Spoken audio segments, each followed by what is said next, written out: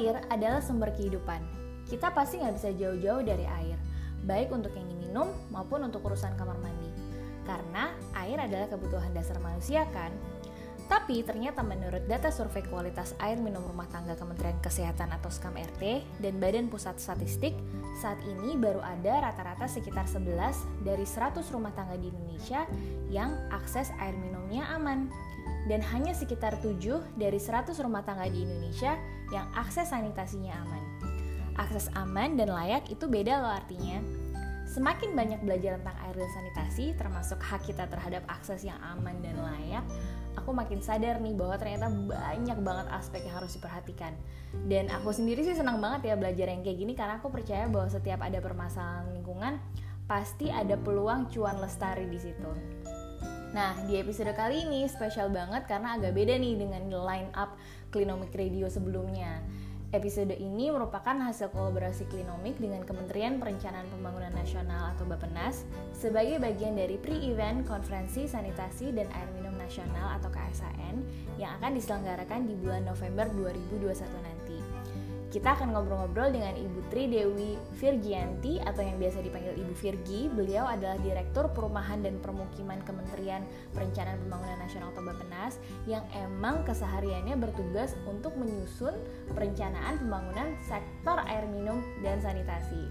Nah, sebelum kita masuk obrolannya, aku mau ngucapin terima kasih dulu nih para media partners acara ini, yaitu ada Paprika Living, Saya Pilih Bumi, Air Kami, Sustainable Indonesia, Eco Events, USAID iWash Plus, dan Green Generations Foundations.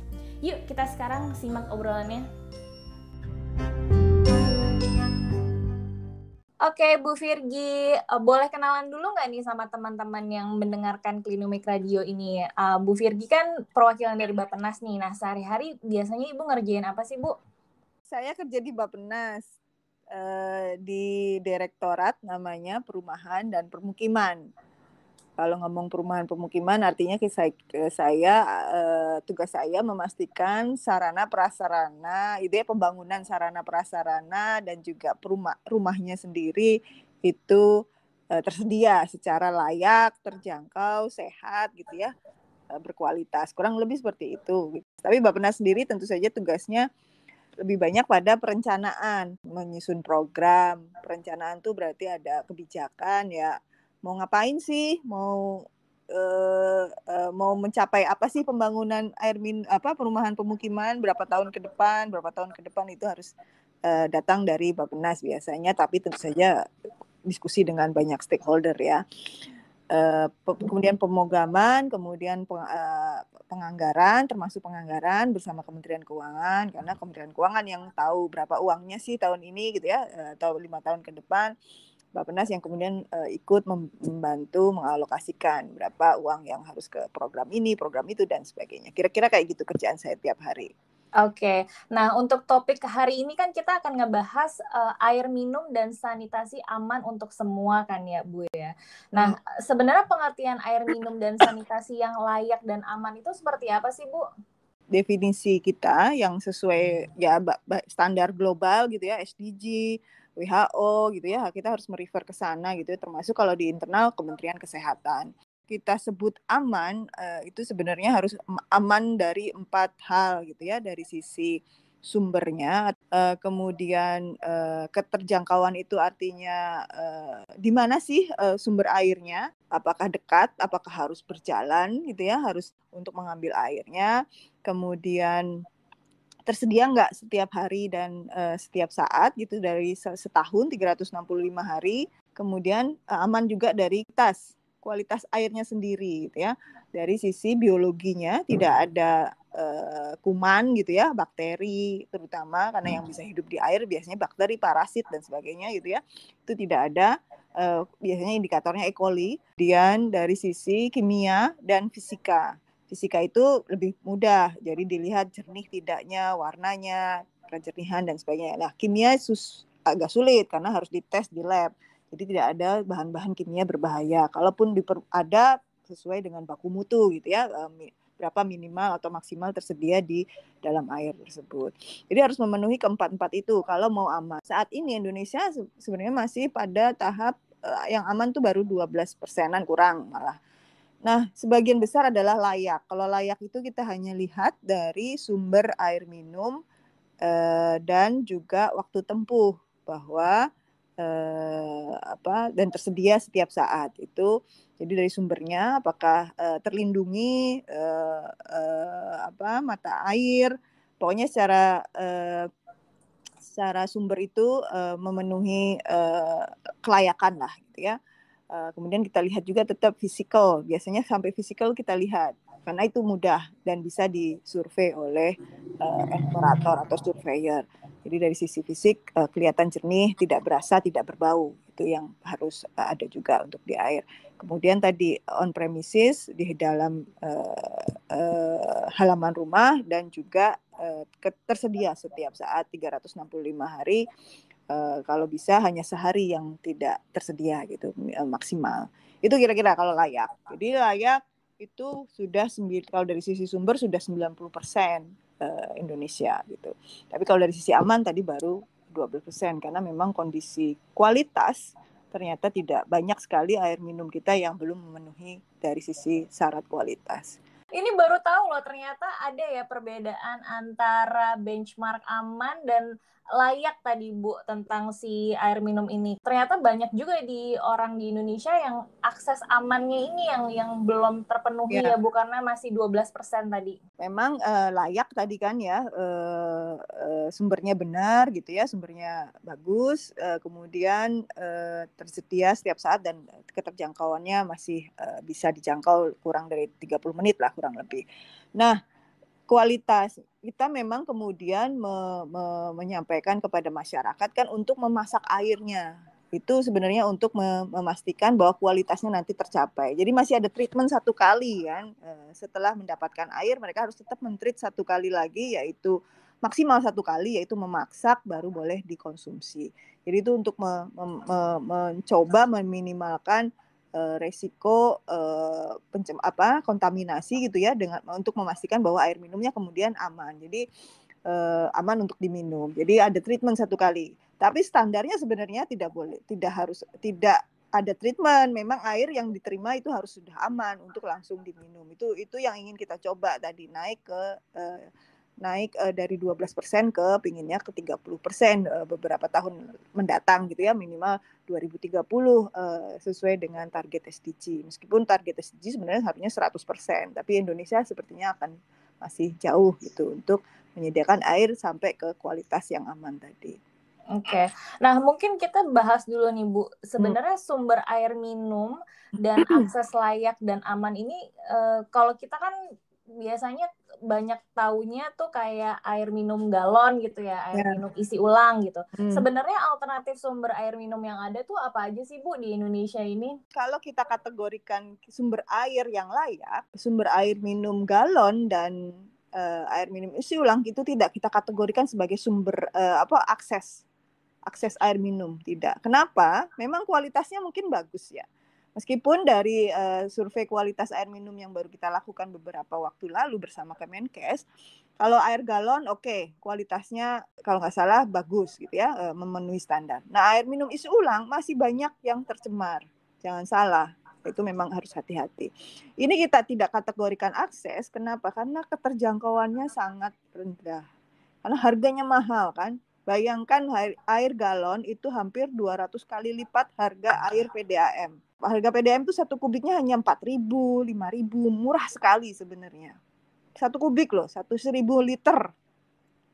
Nah kalau air galon 1.000 liter itu hampir berapa ratus ribu, gitu, 200.000 lebih, gitu kan. Jadi memang harganya berkali-kali lipat. Jadi akhirnya memang itu bukan akses, itu adalah beverage kalau kita kategorikan, bukan akses air minum, bukan akses air bersih yang seharusnya ada sebagai kebutuhan dasar, gitu ya, pemenuhan kebutuhan dasar. Jadi tidak kita kategorikan sebagai akses kalau air galon, air isi ulang.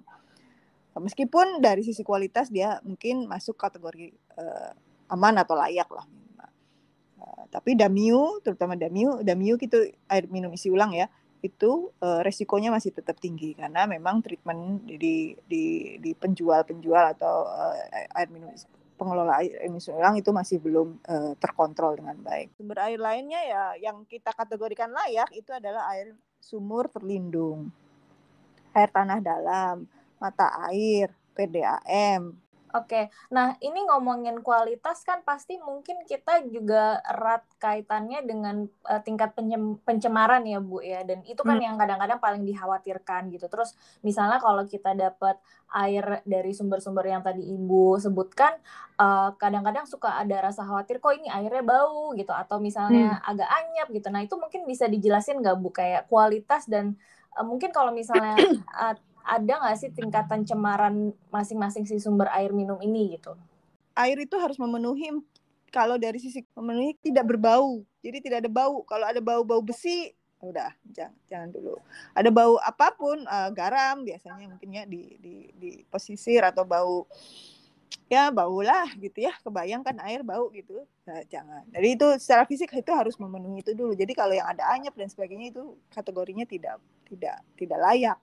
Dari sumber-sumber yang tadi sempat Ibu sampaikan, ada nggak sih Bu kayak secara umum mana yang kira-kira disebut paling baik gitu untuk kita konsumsi sehari-hari? Atau nggak bisa dikategorikan mana yang terbaik karena mungkin kualitas di daerah masing-masing itu berbeda gitu misalnya? Ya, kalau secara umum makro gitu ya, dari yang SKAM RT yang kita lakukan, survei kualitas air minum rumah tangga, itu SKAM RT itu yang dilakukan Kemenkes mungkin akhir tahun lalu, tapi baru diekspos mungkin dua bulan yang lalu baru selesai gitu ya menganalisa datanya.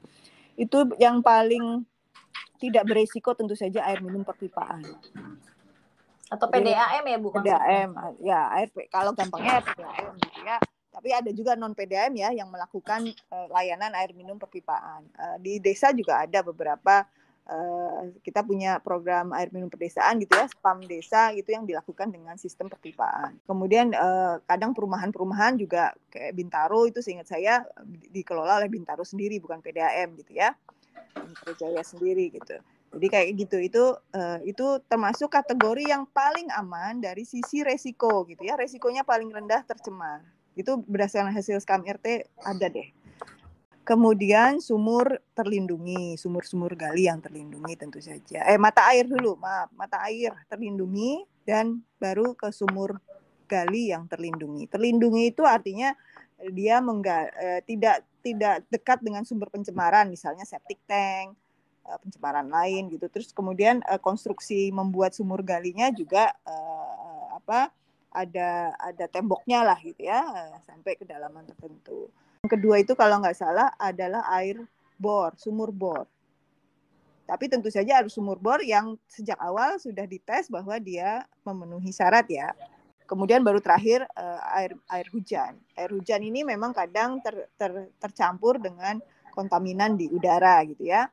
Nah itu biasanya kalau tahu bisa debu, bisa kotoran lain gitu ya. Biasanya cukup terutama di pedesaan gitu ya, yang udaranya masih cukup bersih, tidak tercampur dengan polusi.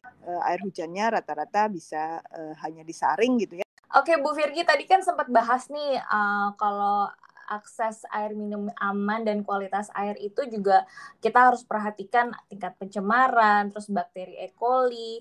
Nah, itu kan berarti sebenarnya berkaitan juga ya Bu ya dengan sanitasi atau urusan toilet nih. Nah, benar nggak sih Bu kalau kualitas sumber air minum itu berkaitan nih dengan si akses sanitasi aman ini?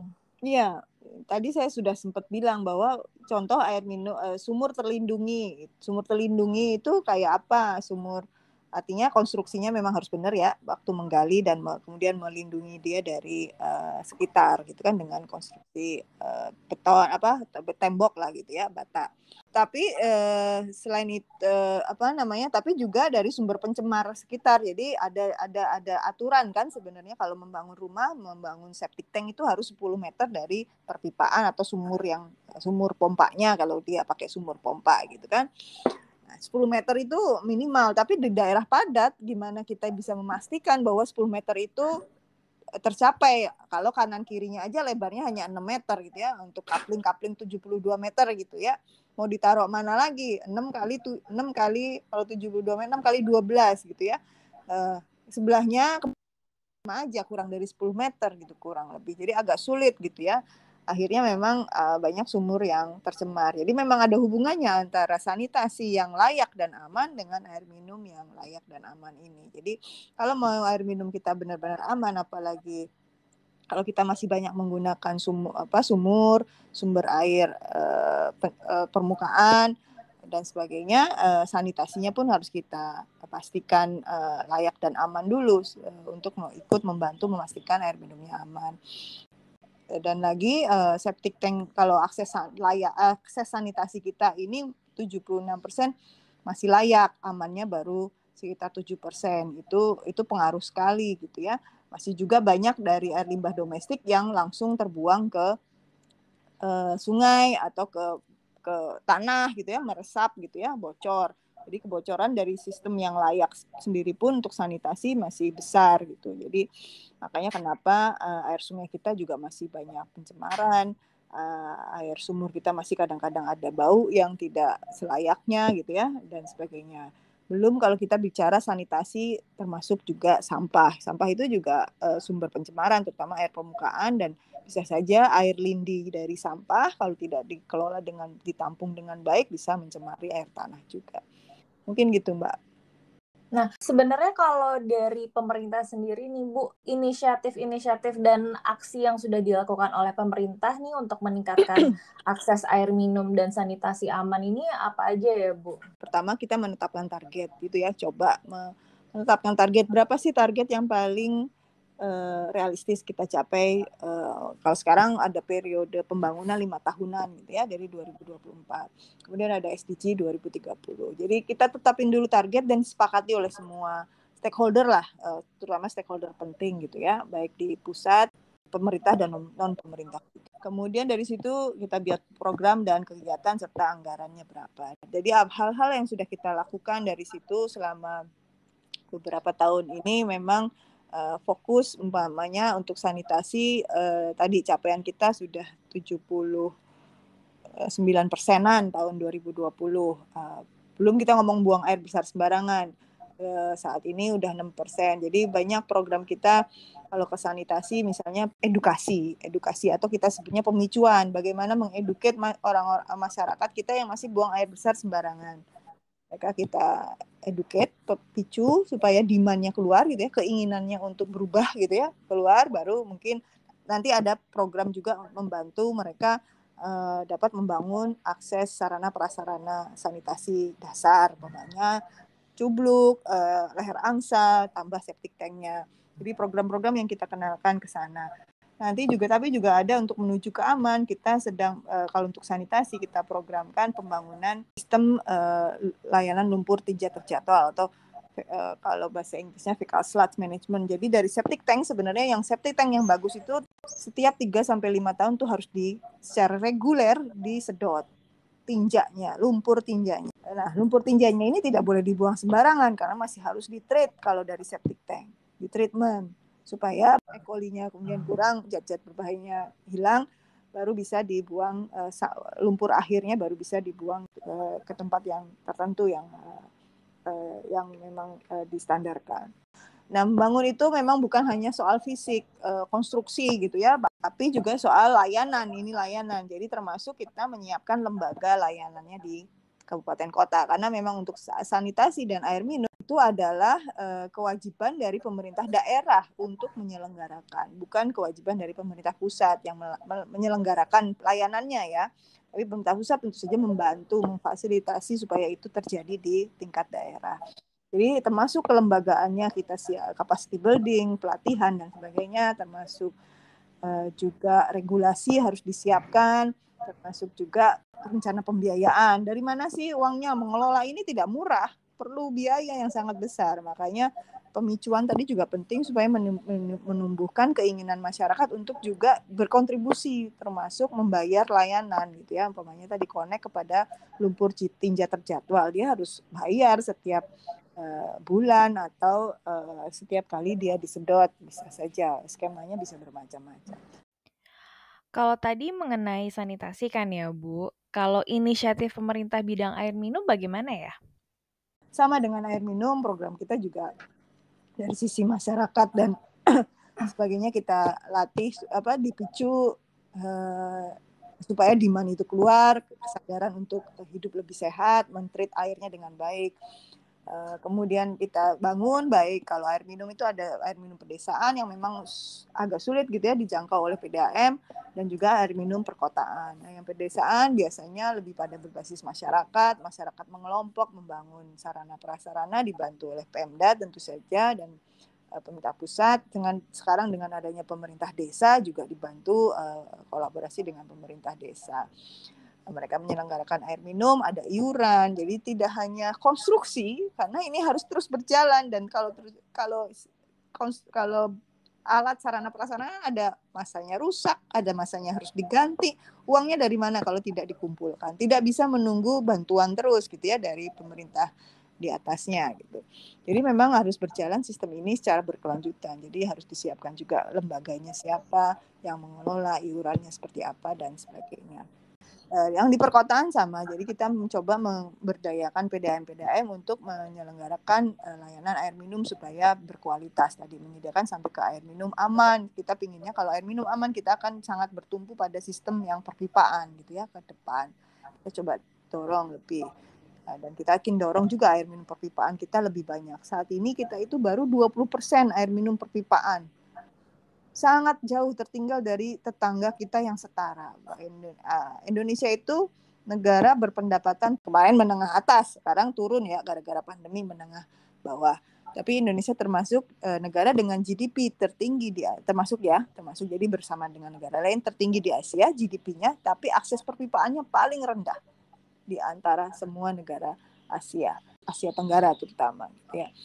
Masih jauh. Jadi Indonesia itu masih di bawah Filipina, Vietnam, India, bahkan Thailand untuk akses air minum perpipaannya. Apalagi Malaysia, Singapura. Mungkin itu ya gambaran kurang lebih ya. Kalau nanti saya sebut programnya terlalu nomenklatur, kalau kita nyebut terlalu formal. Wah, Indonesia ketinggalan banget ya Bu, berarti. Kenapa bisa begini ya? Kenapa memang masih kesadaran untuk mengakses air minum perpipaan ini tadi kompetisi dengan air tanah yang dianggap gratis. PDAM kita pun masih kategorinya masih harus dimasak 1 kali, di treatment 1 kali gitu. Itu susahnya gitu ya. Jadi kita inginnya PDAM ini langsung airnya aman, bisa langsung diminum tanpa dimasak gitu. Supaya tadi faktor kenyamanan dan kepraktisannya juga bisa bersaing. Jadi kita dorong ke sana supaya PDAM kita juga bisa sampai ke air minum aman nantinya. Tadi kan Ibu sempat mention nih kayak sebisa mungkin sedot tinjanya secara berkala. Jadi pokoknya kalau yang ada iklan tangki septik anti penuh itu udah hoax ya Bu ya. Jadi itu mungkin harus dihindari. Ya. Terus kalau bisa juga kita tingkatkan akses atau jadi pelanggan PDAM ya Bu ya. Nah mungkin selain itu ada lagi nggak Bu yang bisa nih kita lakukan? Kalau untuk yang masyarakat mampu ya kemudian menerima bahwa tarifnya untuk beberapa kelompok harus lebih rendah daripada kelompoknya dia misalnya dan sebagainya. Kalau untuk sanitasi, apa nih Bu yang bisa masyarakat Indonesia lakukan? Sanitasi ya tadi ya connect ke LLTT bayar, ataupun kalau ada sewerage yang sistem terpusat gitu ya, itu lebih baik lagi kan, meskipun masih sedikit kota yang punya sistem seperti itu connect. Ya tentu saja kemudian yang lain-lain yang menjaga sanitasi itu kan bukan hanya air limbah domestik, baik termasuk sampah dari sejak sumber kita sudah pilah, kita sudah kurangi, dan juga tentu saja membayar retribusinya sesuai dengan cost-nya gitu ya, karena memang ini costly gitu sebenarnya untuk mengelola hal-hal seperti ini. Dan itu sebenarnya prinsipnya adalah yang harus membayar ya yang membuang gitu ya. Ini layanan yang memang harus disediakan pemerintah, tapi prinsipnya yang membuat polusi itu ada yang membuang yang membayar gitu ya, berkontribusi secara signifikan gitu, kecuali memang.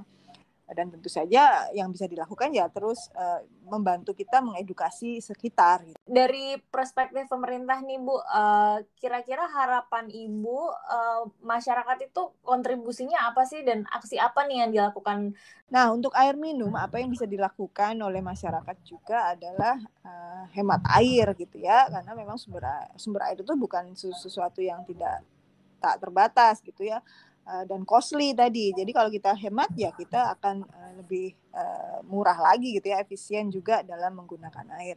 Jadi rata-rata Indonesia meskipun tadi sumber airnya masih kategorinya belum berkualitas gitu ya, kalau kita bandingkan dengan negara tetangga Filipina, Vietnam, Malaysia gitu ya, tapi konsumsinya sudah sangat tinggi sebenarnya, 157 liter per orang per hari. Itu termasuk angka yang tinggi ya, Bu? Kalau dibandingkan dengan Singapura aja, dia 130 liter per orang per hari sekarang gitu ya. Jadi lebih tinggi daripada Singapura kita. Tapi mungkin karena kualitasnya rendah, jadi kita butuh air yang lebih banyak kali ya, nggak tahu, untuk mandi dan sebagainya. Jadi dari situ kita bisa ikut menghemat supaya nanti juga sistemnya bisa lebih efisien juga dalam menyediakan air gitu ya.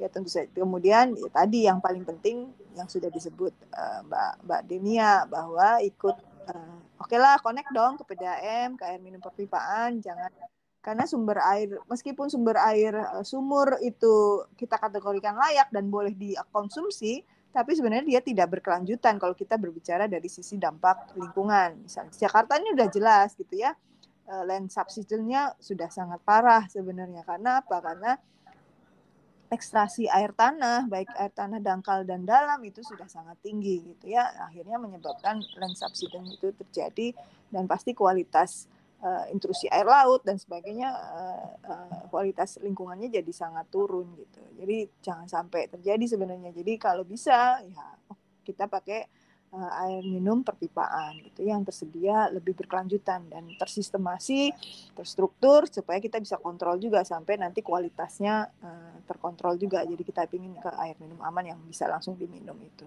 Gitu mungkin kira-kira. Jadi sebenarnya banyak ya Bu yang bisa dilakukan oleh masyarakat. Kemudian ada nggak sih manfaat langsungnya nih Bu bagi masyarakat dan bangsa Indonesia saat akses air minum dan sanitasinya aman?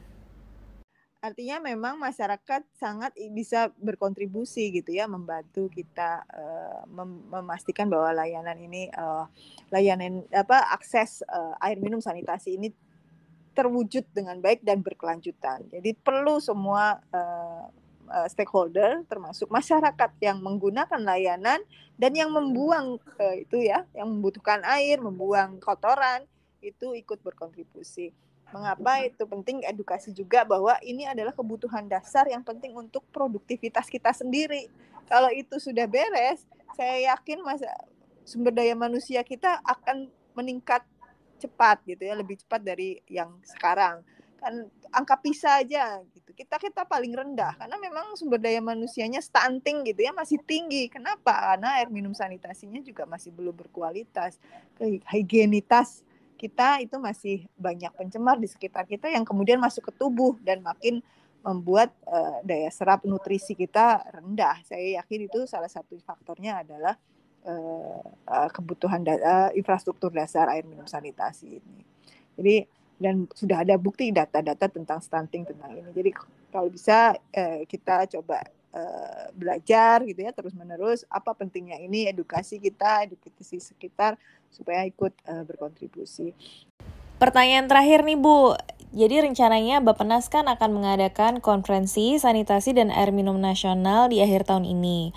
Boleh nggak Bu diceritain KSAN ini apa sih, dan mungkin pesan-pesan terakhir nih bagi teman-teman yang mendengar Klinomik Radio ini terkait air minum dan sanitasi aman. Jadi ya KSAN itu adalah konferensi sanitasi air minum nasional. Ini ada sudah yang ke-8 kita lakukan. Jadi kita lakukan sejak 2007 dan kita lakukan tiap 2 tahun sekali. Ini adalah forum terbesar, forum advokasi publik terbesar yang kita coba lakukan untuk air minum dan sanitasi. Advokasi ya kita perlu gitu ya terus-menerus mengedukasi kita, termasuk juga semua masyarakat tentang pentingnya air minum sanitasi, dan mungkin di situ forumnya kita untuk berdialog gitu ya, apa sih yang penting, apa sih yang sudah baru yang kita capai maupun apa yang masih kurang, termasuk masukan-masukan dari berbagai stakeholder, termasuk tentu saja masyarakat umum. Jadi KSAN ini akan kita selenggarakan tahun ini. Memang sayangnya pandemi masih agak bergejolak gitu ya. Mudah-mudahan tetap bisa kita lakukan secara minimal hybrid gitu ya, fisik dan sebagian online, atau kalau bisa, kalau sudah memungkinkan mungkin physical gitu, secara fisik, secara utuh. Tapi ya optimis pesimis lah masih. Tapi ini kita harapkan tetap bergema dan kita punya berbagai macam kegiatan road to KSAN-nya sendiri, dan saya berharap banyak yang bisa ikut berpartisipasi,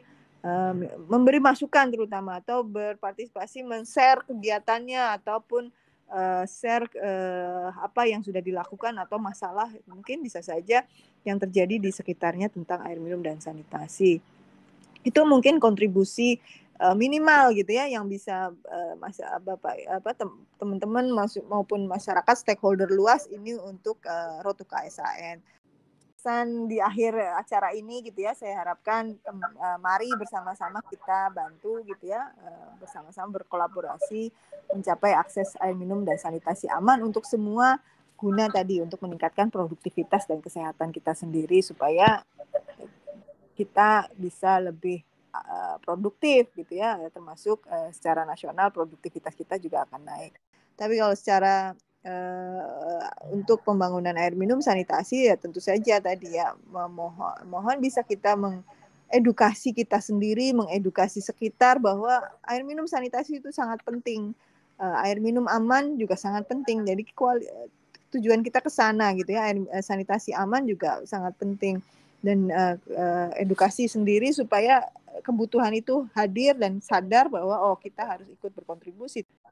Jangan lupa cek tangki septic tidak bocor, tidak mencemari, dan disedot secara reguler. Kemudian air minum sumbernya aman, memenuhi persyaratan, ditreat dengan baik supaya waktu masuk kita konsumsi juga sudah aman untuk tubuh kita, karena ini kita konsumsi tiap hari gitu ya, hampir tiap jam kita minum, dan dia akan kalau ada pencemaran akan terakumulasi di dalam tubuh. Mudah-mudahan sih sebagian bisa dibuang gitu ya, tapi sebagian ada yang terakumulasi, dan kalau terus-menerus ya paparan itu akan terus-menerus terjadi gitu ya. Jadi tadi nutrisi yang masuk akan terpengaruh juga yang diserap oleh tubuh. Jadi ya, kemudian jaga kebersihan lingkungan itu penting, hidup bersih, sehat, apalagi sekarang pandemi, cuci tangan pakai sabun dengan air mengalir, menjaga kebersihan, termasuk sampah, ikut mengurangi, memilah dan membuangnya, kalaupun tidak bisa memilah, membuang pada tempatnya,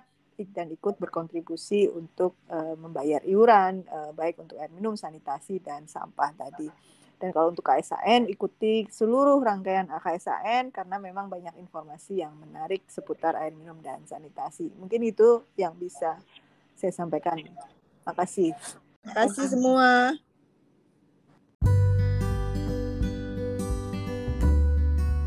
Itu dia obrolan kami dengan Bu Virgi. Nggak sabar banget nih untuk ikutan konferensi sanitasi dan air minum nasional di akhir tahun 2021 nanti.